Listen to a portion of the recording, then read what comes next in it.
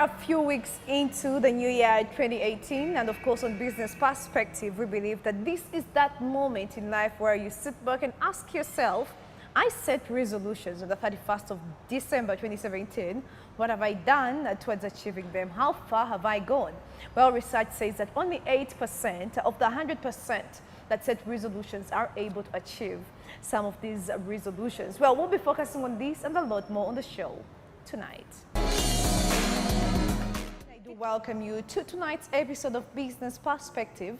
My name is Doreen Komhanj. Remember, we are very active on social media. That's on Facebook, NBS Television, Twitter at 10BS TV, at Doreen Komhanj is my personal Twitter handle. And the hashtag we are using tonight is NBS Business Perspective. Well, we are a few weeks into the end of the year 2017, and on Business Perspective tonight, we'll be talking about resolutions, asking ourselves how far we've gone with implementing and achieving some of the resolutions we set at the beginning of the year 2017. Research says that only 8% are able to achieve these resolutions. Now, with a few weeks left, should we give up, or do we still have room for improvement? Joining us on the show tonight is a motivational speaker, Mr. Ssenkaayi, who's going to be telling us about one, how to set resolutions, and two, how to achieve these resolutions. Take a look. All right, so we are talking about resolutions tonight. Yeah. And this is because of the fact that, yes, obviously the year is coming to an end. And it's that moment in life where you sit back and you're like... Many people are excited that it's ending. Well, it comes with some bit of excitement. But for some other person, you know, it's that moment for you to reflect and ask yourself, what have I done this year? Oh, I set resolutions on the 31st of January. How far have I gone?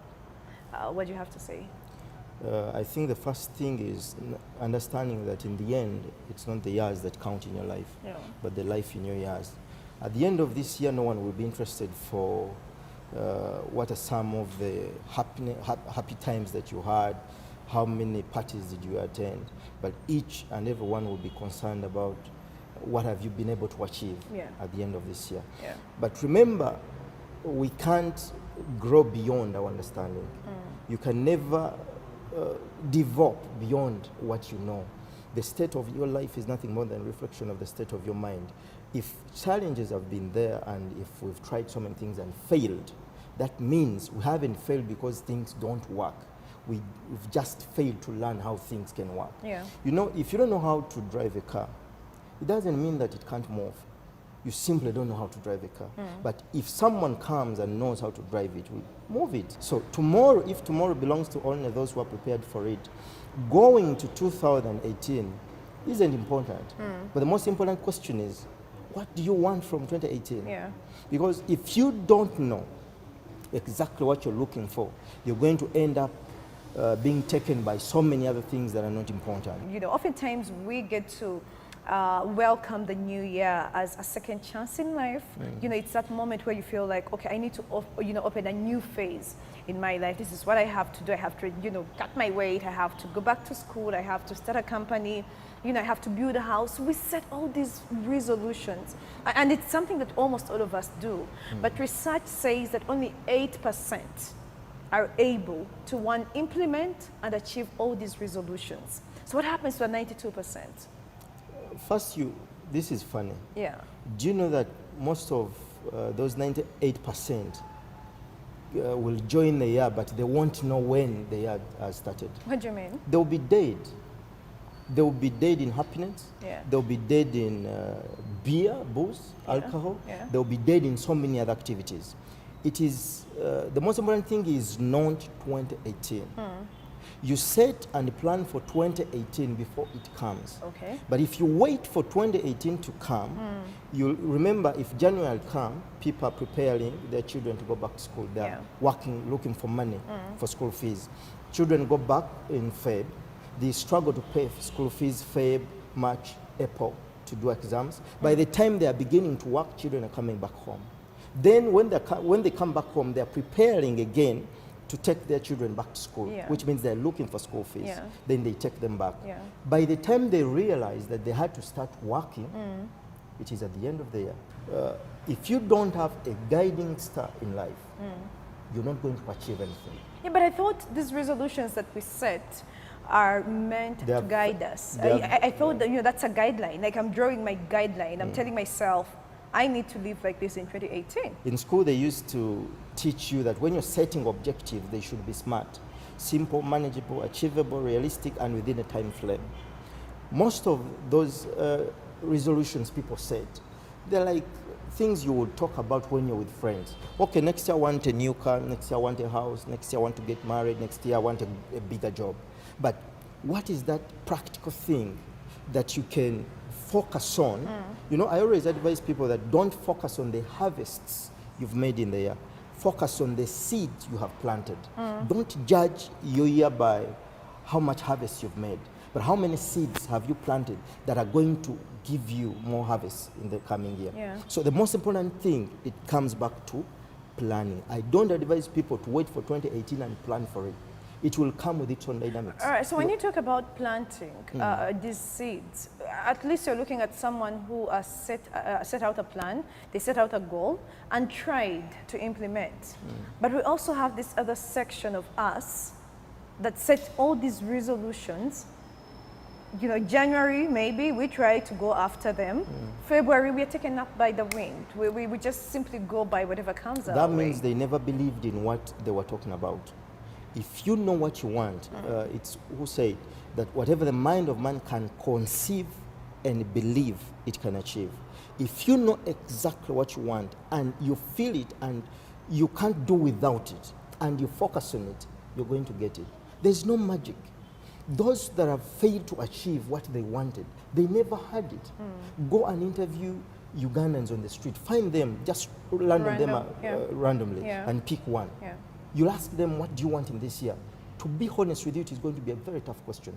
Go to corporate offices and ask those corporates and ask them, what do you want in next year? But we seem to if know it's what not we a want. promotion, So Simon, I beg to disagree. We seem to know what we want because as a media person, this is something we actually do every 31st. We are always out in the field talking to people, what are your resolutions? And people seem to be excited. Or I want a house, or I want a promotion, or I want a job. maybe it's excitement. But 6 months down the road, if you went back to the same person and asked them how far they are, they would just look at you. Or even sometimes you have to remind them of what they actually set out. This time when you go to the field and ask someone, what do you want? Yeah.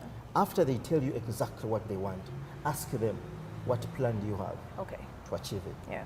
You're going to realize that most of them will give you some of their resolutions from their heads, but they don't have a specific plan to achieve that.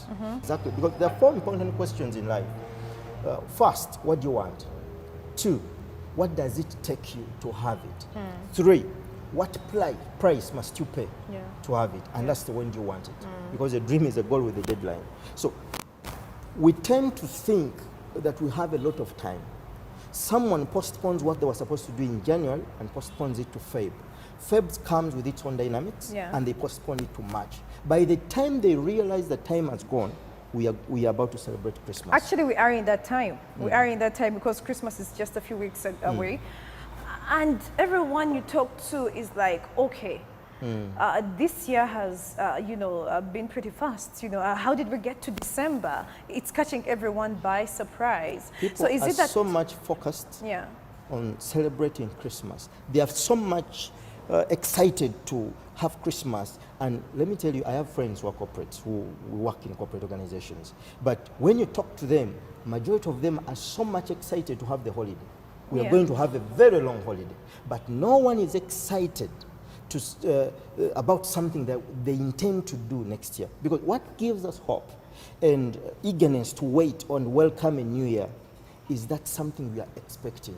For instance, if you are pregnant, let me use that. If you are pregnant with a child and your due date is January or no, Feb? maybe April, you'll be excited. Like you can't wait. You'll be working so hard for April. Why? Because you want to look at your baby. So what we need to get to that point, what we need to put in place to ensure that we look forward to the new year. Now you're asking me. We go beyond just the holiday time, the long holiday that comes, with all the Now festivities. you're asking me about the resolutions. What must people do? The first thing I would say, those watching us right now must decide to get out of the comfort zone. What has kept us in this, I call it life of slavery. In the days of our forefathers, they used to be taken by force into slavery.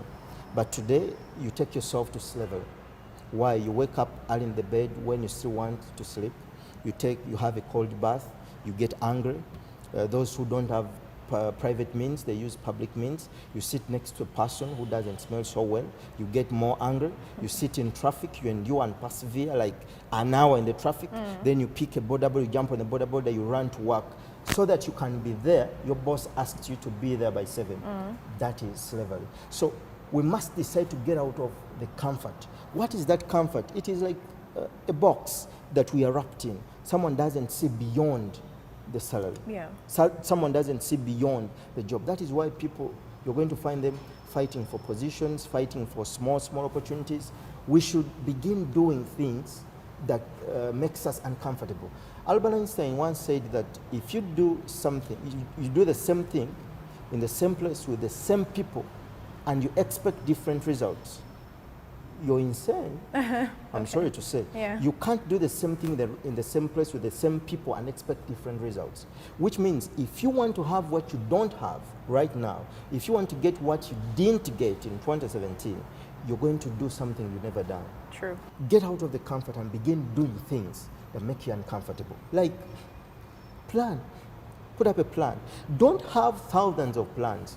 And don't give people hundreds of plans to excite them or to show them that for you you're thinking. Focused, I'm thinking, no. Yeah. Pick one thing that you can and say, if it's a house, don't go into 2018 without a plan, without a plot.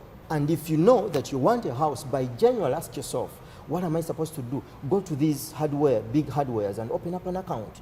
If you get some small money, begin to drop in 10,000 shillings, 50,000 shillings, they'll pick your money. By the time you say, if you decide that you're going to begin in April, by the time April comes, you're going to go to the hardware and you'll be shocked by how much money you have.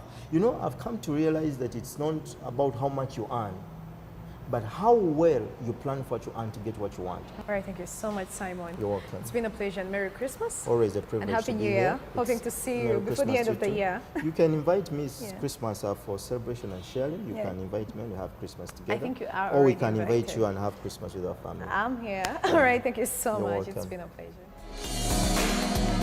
Simon Ssenkaayi on setting the right resolutions. Of course, I like the fact that he talks about the distinction between the small group of people that continuously achieve their resolutions and the many of us that cannot or simply have never achieved any of their resolutions. And so this is something for us to reflect upon, something for us to think about.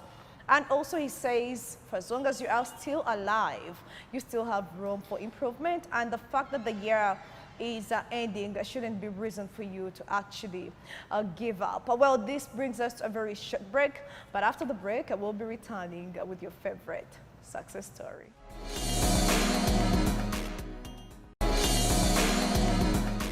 Thank you so much for staying with us. You are still watching Business Perspective. My name is Doreen Komhanch. Now, in our success story tonight, we talked to a senior food dropout and one Rashida who is into the soap making industry. That's the liquid soap industry. Rashida told us that she needed only 65,000 shillings to actually start. Now, this was after she dropped out of school.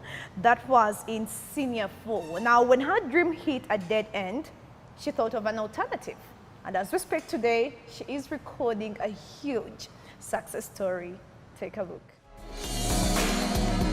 This is Rashida Nachdiowa, a 19-year-old girl who, despite dropping out of school in senior 4, has defied odds to start a business for survival. Daily, she walks kilometers to the market to buy materials for making liquid soap. Early this year, Nachdiowa began a journey that would later turn her life around, having dropped out of school due to sickness. And if you wondered how to make liquid soap, Nachdiowa teaches you how to do so. She explains that making soap from scratch is super easy and she just does it at home. After getting the skills from Mentor Coach Empower Uganda, so what I did, since I had got the skills, I waited I waited to finish my studies. Then when I went back home, I was like, since I have the skills, let me at least try to do what I've been doing at school. Clad in her protective gears and rubber gloves, these are when mixing potassium hydroxide to avoid burning her skin. Since I leave my soap for 6 hours for the chemicals to react, it's like if you use it at that time, you might find when these chemicals can burn your skin if you are to use the soap in a hurry. So you leave it to cool for 6 hours and you get the real soap that you want, which can help you and can even take long to use it. Today, Nachjoa runs a liquid making business in Zambia, a Kampala suburb, that she supplies to several retail shops. Now, after making my soap, I go to different places where I sell my soap. Sometimes I go to the salons because those salon people use it maybe to mop the floor and also wash their towels. Sometimes I go to these big supermarkets. They used to mop the floor and the mosques, and some people use it in the church, some use in their houses and the shops. She does all the work with the help of other girls, so she is training at also venture in liquid soap making. Me, I started with one jerry can. At first, I used 40,000 for buying my materials. So I had to buy them because I knew that I'm going to use some will get finished and some will stay. So I go and make my soap. After making my soap, I first of all count, I say, I bought these materials at 40.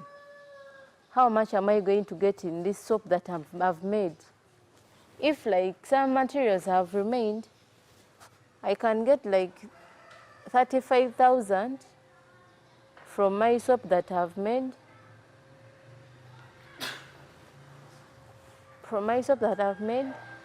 Then that 35,000 will help me buy some of the materials that got finished, and I remain with some money that I'll save for my future plans. Because I keep on adding these materials that remained, and I get more money for making another soap. She mixes the soap in evening into drums, each with capacity to produce over 5 jerrycans, using the litmus paper to see if the soap is good. Nachjoa has managed to train some girls in liquid soap making, helping them to also acquire skills for self-employment. Sometimes I say that since I have the skills, maybe let me also help some other youths who are dormant, who are not doing anything, get the same skills that I got. So at times I tell them that, let me help you get the skills that I got. I maybe teach you soap, and in that, if they're like 10, I tell them, you bring some little money that we are going to use in buying the material that we are going to use, and also some requirements that we are going to use in our soap making. Her liquid soap goes for 1,000 Ugandan shillings, a half a litre, and a 5-litre jerrycan can go for 12,000 Ugandan shillings. From bottles, I go up to a jerrycan. Now I sell a bottle at 1,000. Then there is a bigger bottle compared to the one for 1,000. I sell it at 2,500.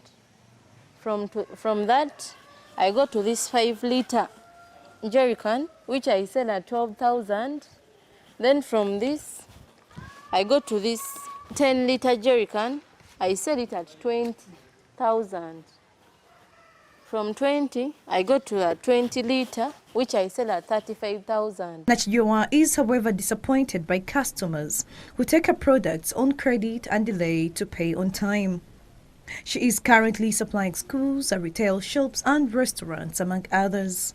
Actually, sometimes I get challenges in this soap because I can say that maybe today let me supply soap like for 6,000, but I find out that I've only managed to sell for 3,000, which affects me in my records.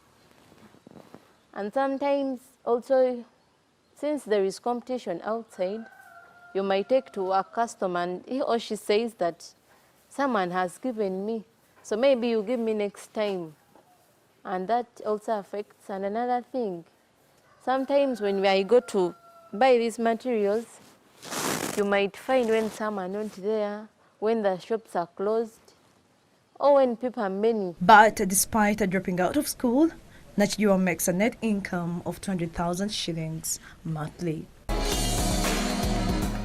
You're still watching Business Perspective. Now coming up is our business quote. And in our business quote tonight, we focus on always wanting to be amongst others. You who never wants to stand alone. You who never thinks about being unique. You always thinks about wanting to be like the rest, yeah? Now we are simply saying that every time you find yourself on the side of the majority, it is time for you to pause and reflect. Sometimes it's okay to be alone.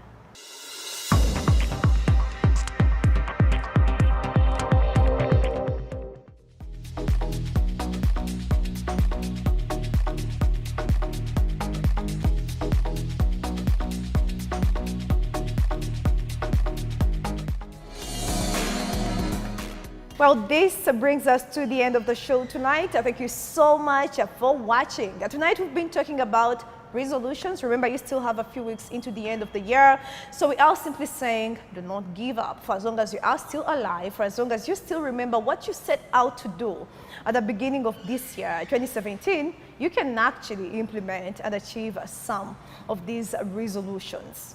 My name is Doreen Komhanj. Until next time, be blessed.